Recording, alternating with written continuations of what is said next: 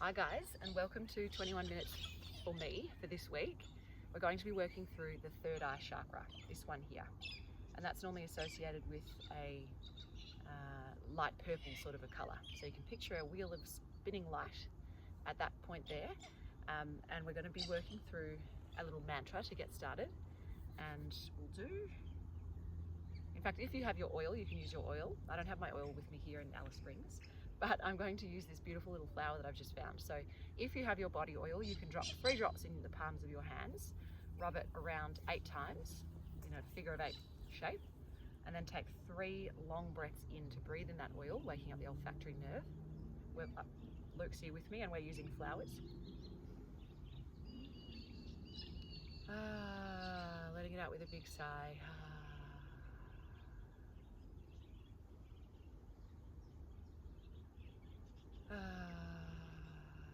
Noticing how that smell makes you feel, noticing the flavors.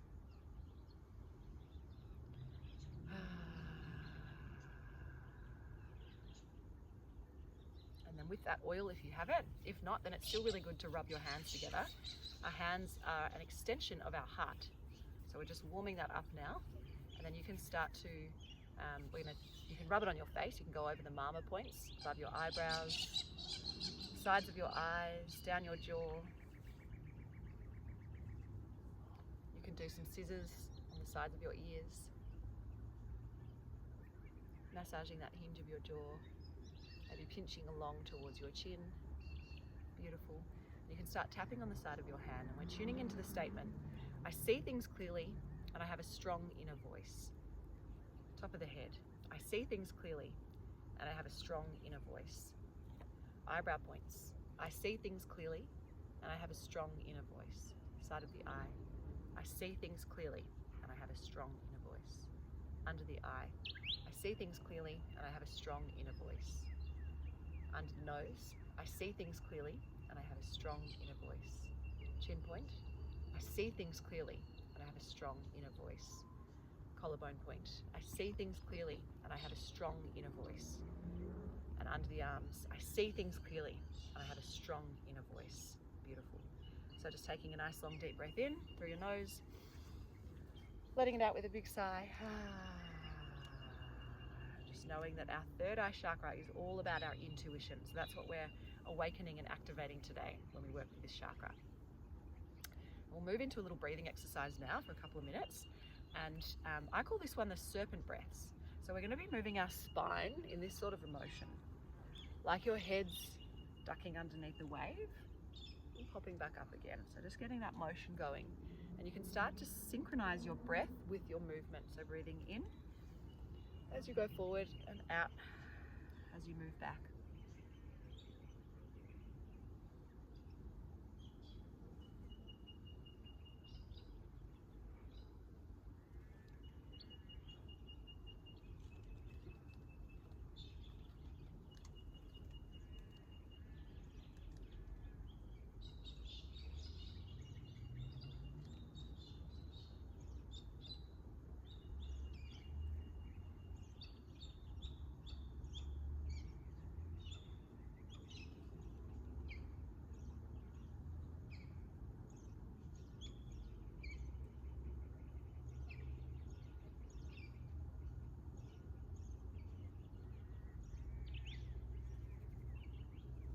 See if you can start to slow down your movement and your breath.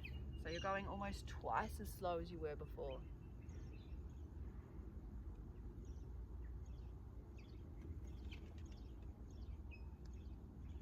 Imagine that you're moving through honey now.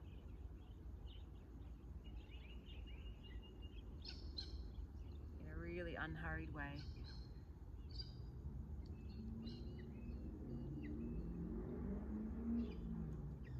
Knowing that the slower you go, the better it is for you.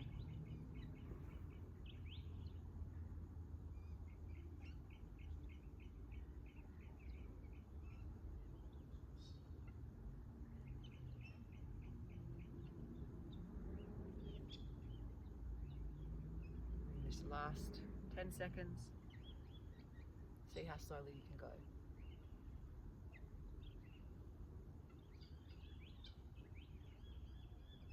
Beautiful. And then just coming to stillness with your hands resting on your knees. We'll move into one more breathing exercise.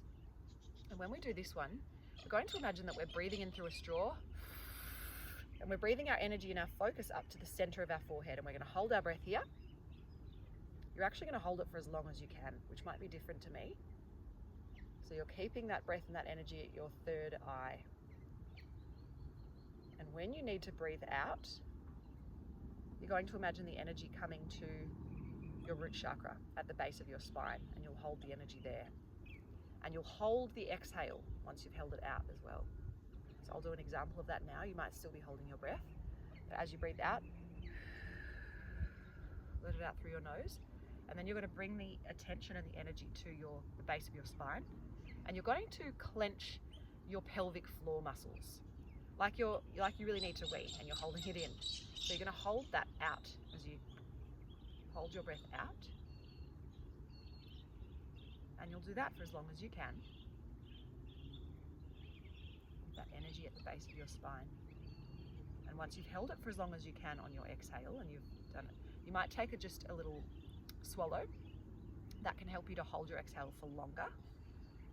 Okay, and then you can breathe in when you're really starved for oxygen. You need to take a breath in. Bring the energy back to your third eye.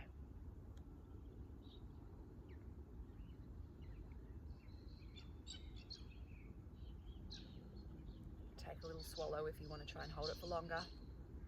The longer the better. And then when you need to, you're exhaling and bringing that attention back to your root chakra and clenching.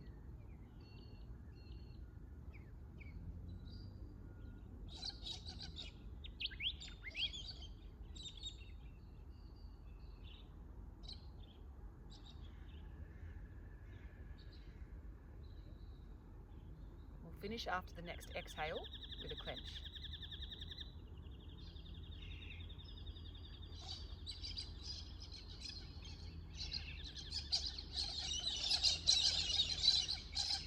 Finish that next exhale. Come back to the natural rhythm of your breath. And move to your knees. And we're going to get into a rabbit pose here for a couple of minutes. So our rabbit pose, really good for our third eye again. You're on your knees and you're tucking your head to the floor. But you can keep make sure that it's your third eye that's pressing on the ground. It's not the crown of your head. So it's your forehead that's flat on the mat. And you've got your arms tucked behind you, maybe holding your feet.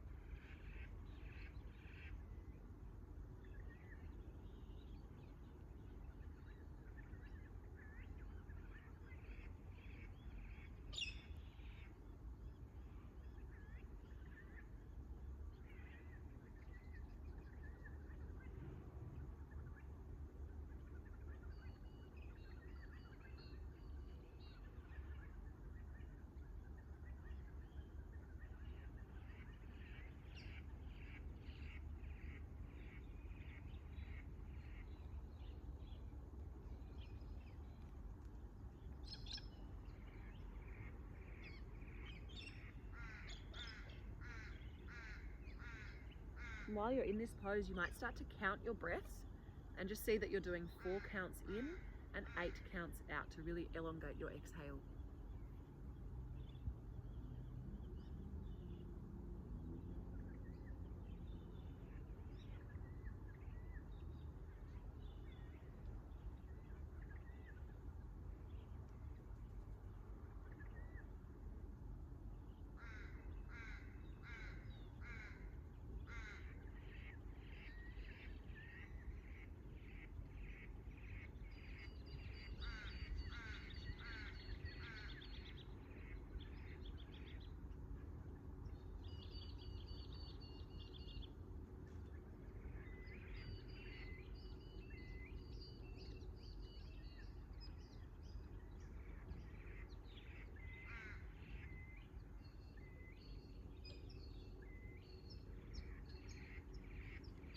And you can slowly start to roll onto your back, coming onto your back for this one.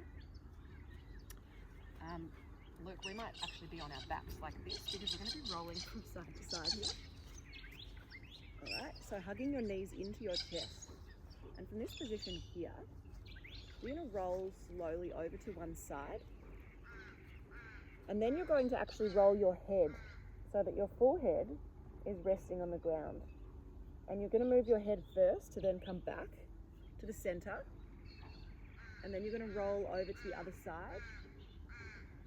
And again, rolling your head so that your forehead is getting almost like a little massage along the floor.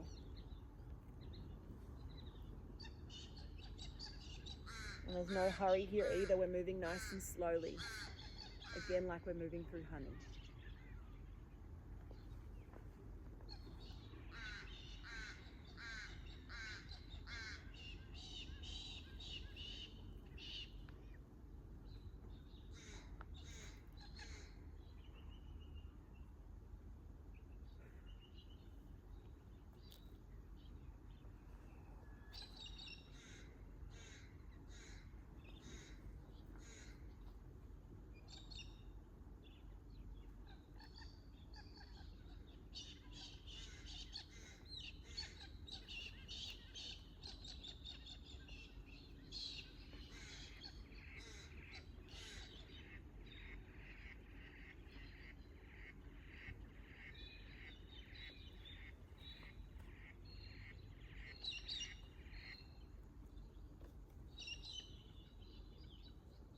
Okay, and once you've finished rolling over to finishing on your left side for the girls, finishing on your right side for the boys, you can then come back onto your knees. And we're going to move, I'll just check the time, there we go. We've got a couple of minutes now just to get into what's called a crocodile pose. So you can be lying on your front for this. You're going to make a pillow with your hands and you're going to rest your third eye on your hands. We'll be here for about 2 minutes. And you can also just again focus on 4 counts in, 8 counts out. So we've got a longer exhale. We're tapping into the parasympathetic nervous system.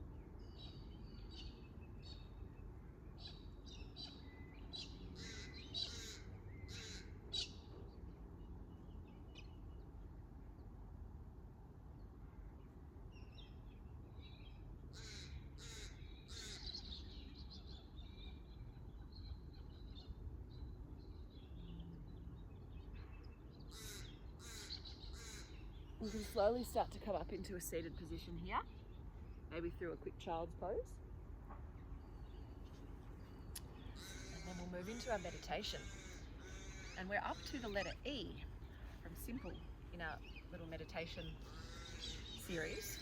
So the E stands for the word equanimity. And this is a word that I first learnt on a 10-day silent retreat called Vipassana in the Blue Mountains, which is probably around 2016. But there's a little story that's really good for explaining equanimity, and that's about a farmer and his horse. So there was a farmer who had a horse, and he had a son as well. And his horse ran away. And they lost his horse, which was very valuable. And the neighbour came to him and he said, "Oh no, you've lost your horse. That's terrible news." And the farmer said, "Good, bad, maybe, who knows?" He wasn't too worried about losing this horse. And the next day, the horse returned. And the horse actually had 12 horses with it. So it brought 12 more horses back. So he now had 13 horses. And the neighbour came over and said, "Wow, congratulations. You have 13 horses now, you must be very happy. And the farmer said, good, bad, maybe, who knows. And then the next day, his son was riding one of the horses to break it in, try and train the horse for use on the farm. And the son fell off the horse and he broke his leg.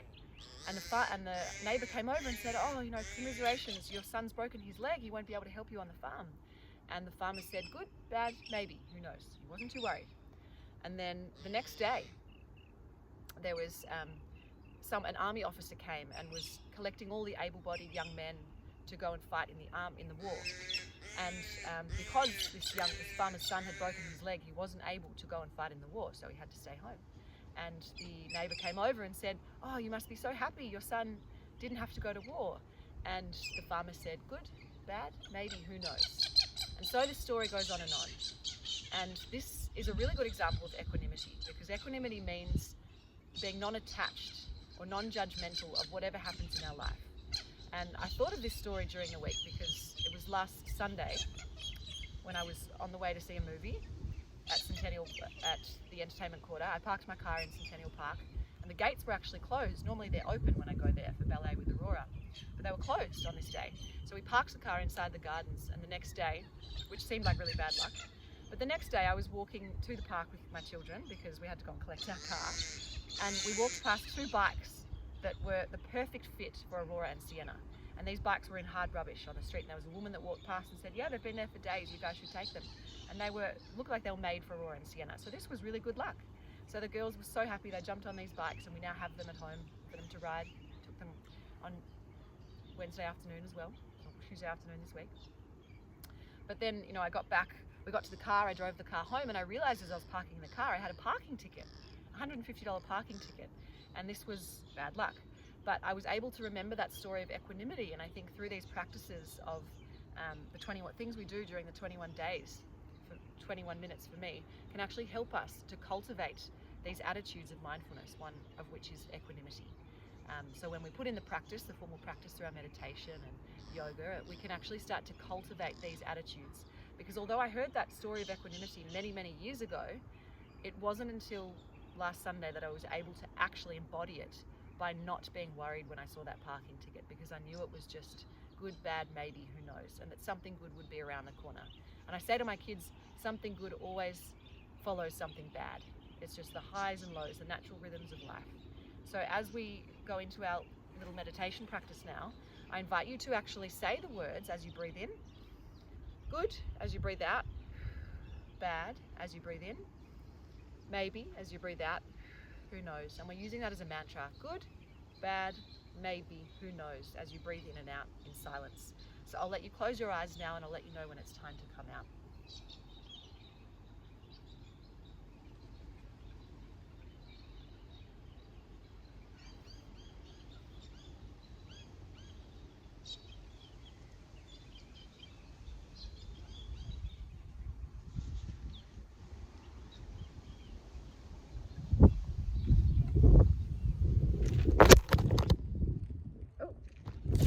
There you go, the phone fell down while I was doing the meditation. Good, bad, maybe, who knows. I'll hold it here, it's getting a little windy.